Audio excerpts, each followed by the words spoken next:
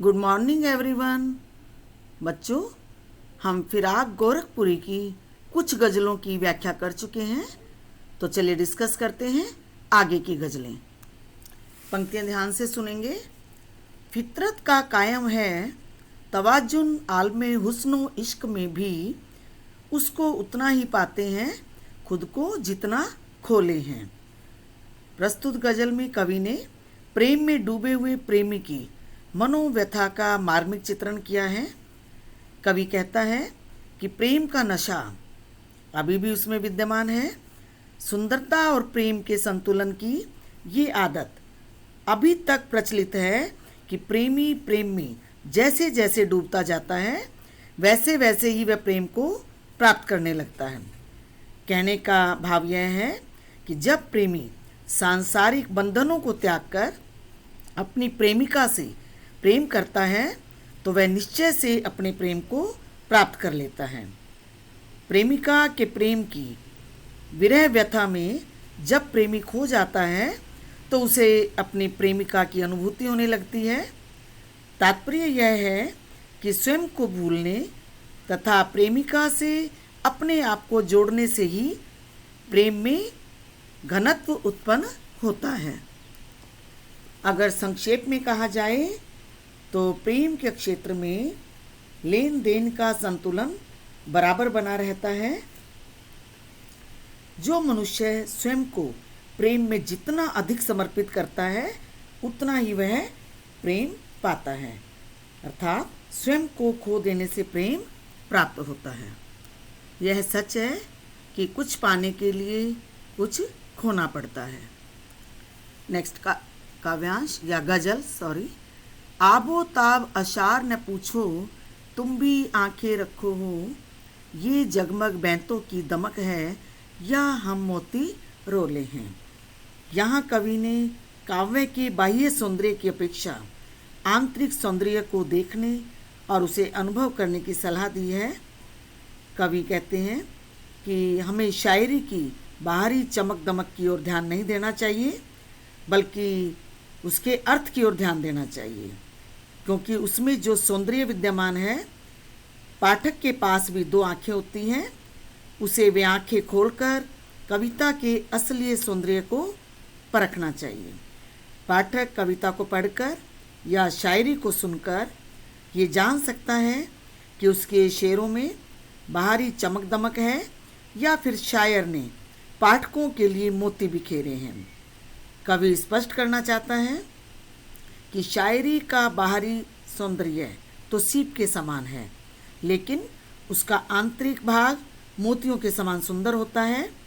यह पाठक पर निर्भर करता है कि वह शायरी के सौंदर्य को पहचान पाया या नहीं। आँख रखने का आशय है पूरी समझ रखना, अर्थात पाठक समझता है कि शायरी में सौंदर्य आंतरिक है या बाहरी चमक दमक। कवि यही कहना चाहता है कि मेरी शायरी में सच्ची विरह वेदना प्रकट हुई है। यह गज़ल हम पहले भी कर चुके हैं। ऐसे में तू याद पे आए हैं अंजमनी में रिंदों को, रात गए गर्दू पे फरिश्ते, बाबे गुनह जग खोले हैं। यहाँ कवि अपनी प्रेमिका की यादों का वर्णन करता है। कवि कहता है कि हे प्रेमिका, विरह की स्थिति में तुम मुझे ऐसे याद आती हो जैसे शराब की महफिल में शराबियों को शराब की याद आती है। भाव यही है कि कवि भुलाने पर भी अपनी प्रेमिका को भुला नहीं पाता। महफिल में बैठा हुआ प्रेमी प्रेमिका की बातों को ऐसे याद करता है जैसे रात के समय आकाश में बैठे हुए देवता संसार के पापों के अध्याय का अध्ययन करते हैं। भाव यही है कि वियोग की स्थिति में प्रेमी अपनी प्रेमिका को समर्पित हो जाता है और उसकी यादों में खो जाता है। अंजुमनी में इसका अर्थ है शराब की महफिल, रिंद शराबी को कहते हैं, गर्दन आकाश, फरिश्ता देवदूत, बाबे गुनह पाप का अध्याय और जग का अर्थ है संसार। तो कवि जो है शराब की महफिल में अपना गम याद करते हुए कहता है कि घनी अंधेरी रातों में उसे प्रेमिका की बहुत याद आती है। इस गज़ल को पढ़कर शराब पीने वाले शराबी का चित्र मन में उभरने लगता है। लास्ट गज़ल। सदकी फिराक एजाजे सुखन की कैसे उड़ा ली ये आवाज़, इन गज़लों के पर्दों में तो मीर की गज़लें बोली है।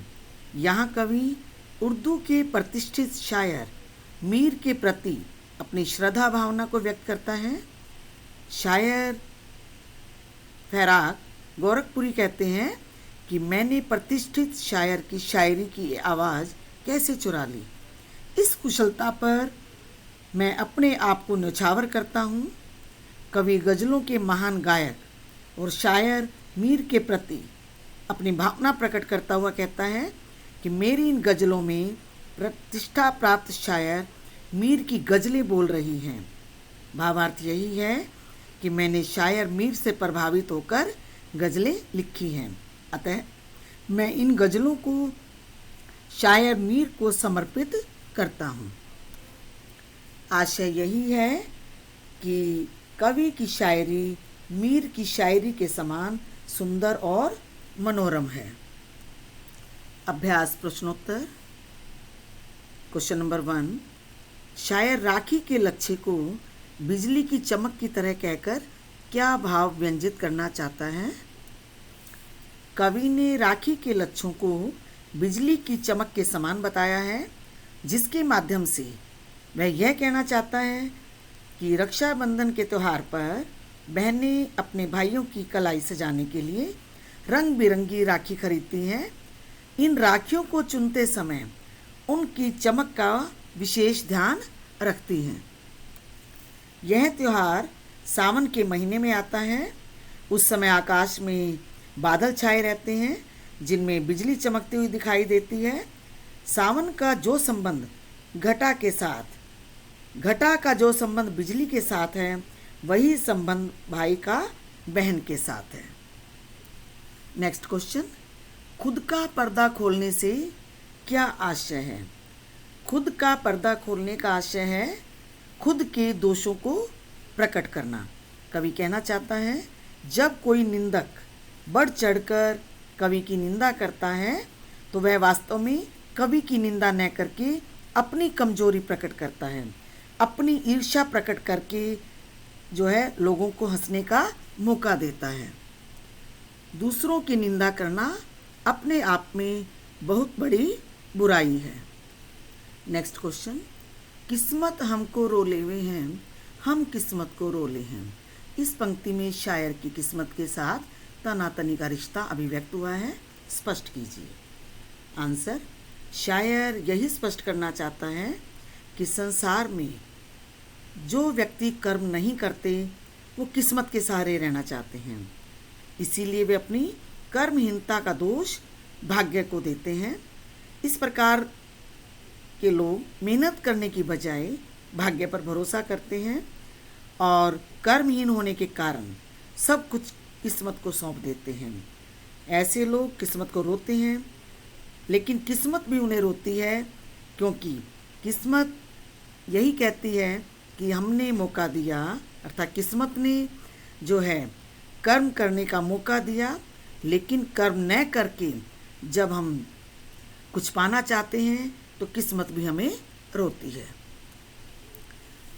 नेक्स्ट टिप्पणी करें। का पाठ गोदी के चांद और गगन के चांद का रिश्ता। आंसर है गोदी के चांद तथा गगन के चांद में काफ़ी समानता है। गगन का चांद रात के घने अंधकार को मिटाकर संसार को शीतल चांदनी देता है। उसी प्रकार से गोदी का चांद अर्थात उसका पुत्र अपनी माँ को अपनी हंसी तथा किलकारियों से आनंदित करता है। गगन का चांद प्राकृतिक सौंदर्य का एक उपादान और गोदी का चांद मानवीय सौंदर्य का। इसलिए गोदी का चांद अर्थात नन्हा बच्चा आकाश के चांद रूपी खिलौने को पाना चाहता है। ख पाठ सावन की घटाएं व रक्षाबंधन का पर्व। सावन की घटा और राखी के त्यौहार में अटूट संबंध है। राखी का त्यौहार सावन महीने में आता है। इधर आकाश में जल से भीगे बादलों की घटाएं छाई रहती हैं, उधर भाई बहनों के मन में प्यार की घटा सी उमड़ी रहती है। भाई राखी के बांधने के बाद बहन को रक्षा का वचन देता है। उसी प्रकार सावन की घटाएं लोगों में वर्षा की आशा उत्पन्न करती हैं। बच्चों, आज का होमवर्क है अभ्यास प्रश्नोत्तर। पाठ के साथ जितने क्वेश्चन आंसर हैं अपनी नोटबुक में लिखेंगे और याद करेंगे। Thank you.